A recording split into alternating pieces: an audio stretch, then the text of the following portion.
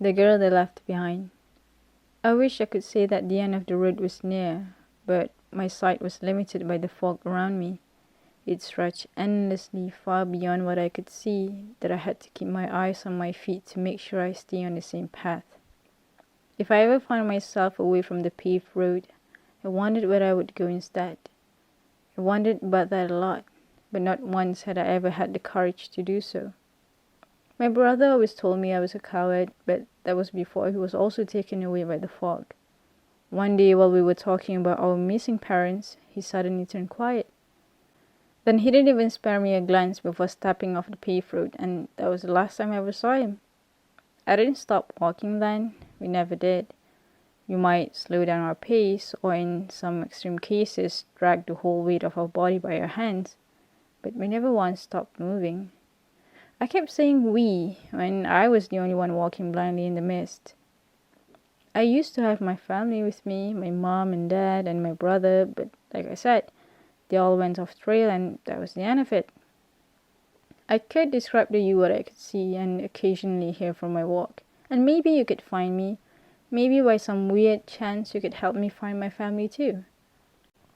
The fog was thick and black, as if someone had fused poison into it, or that a demon was lurking and waiting for its next prey. But I was talking about that particular moment. Sometimes it would be light grey, and on those days I walked faster than I usually did, feeling a little light inside. That was, of course, only a delusion of mine. Be it light grey or pitch black, I still couldn't see anything but the path underneath my feet. Should I mention about the time? I probably should. Time didn't exist here. I gathered that much. What I meant by that was I couldn't tell how much time had passed since I lost my family members. I knew the sequence of them happening, starting with my dad, then my mom, and lastly my brother, but I didn't know how relatively close or far apart did those things occur, nor did I have a clue for how long I had been walking for. I didn't even know if I should keep walking, but the thing was, I didn't feel like stopping either. I didn't feel like I had the choice to stop, but my walking didn't feel forced either. Ooh, the noises. I almost forgot to tell you about them. Maybe I get so used to hearing them in the background, in the midst of the fog, that sometimes I didn't notice they were there.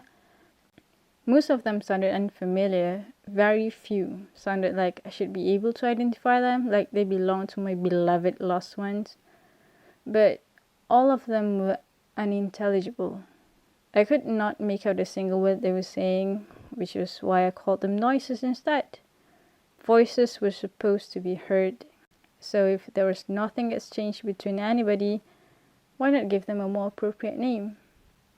Something tapped my shoulder. But I kept my eyes down and didn't stop to look at who or what it was. But my body felt heavy all of a sudden, and my senses sharpened without my command. I could hear footsteps behind me and labor breathing, whatever it was behind me. It tapped my shoulder again. Without thinking, my body broke its pattern of movement, the same way I never had the will to stop or to keep walking, but did so because my vessel told me to. That same vessel moved and turned and slowed down until it suddenly stopped, and we were eye to eye. It was a man after all, one I had never seen before, but he was handsome, so I didn't mind him interrupting my walk. His skin was white as snow, and so his clothes, and in the midst of the thick black fog, he stood out like a light. It felt as if a savior had come to my rescue and to bring back my family. "Do you want to stop walking?" he asked me, his voice as smooth as silk. I hadn't used mine since my brother went missing, and supposedly it was a long time ago, I realized, because my throat burned while I forced 3 little words to come out of it. "I don't know." Hoarse, but barely audible. I almost didn't recognize that voice as my own. "How long have you been walking for?" he asked again, and I gave him the same answer as before. He didn't seem thrown off by that. Instead, he smiled and offered me his hand. My vessel moved, and I took it. Then he walked alongside me in the fog. I kept my eyes on him, studying his features, because that was the kind of captivating look he had. Beautiful. Where are you taking me? It was my turn to ask him a question. He squeezed my hand a little, reassuring me, and shot me that handsome smile of his before saying, "To the end of the road. Your family is waiting for you there." I looked down then, wanting to hide the tears welling up in my eyes from him, and I saw that I was no longer on the paved road.